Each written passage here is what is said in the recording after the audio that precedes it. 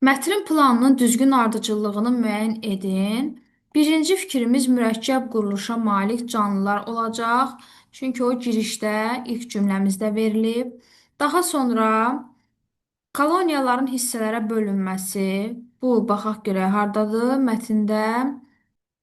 Elə ikinci abzasımızda qeyd olunub ki, bir arı, işçi, min işçi arı minlərlə müəyyən mövsümlərdə bir neçə yüz, hətta minlərlə erkək arıdan ibarət olur. İkinci abzasda qeyd olunub. Daha sonra işçi arıların ilk işi, işçi arının bal hazırlaması. Əvvəlcə bir olacaq. İşçi arıların ilk işi.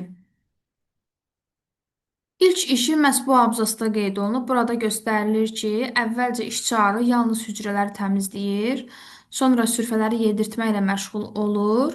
Daha sonra isə mətnin sonunda onların bal hazırlaması qeyd olunub. Buna görə də cavabımız olacaq 2, 3, 1 və 4.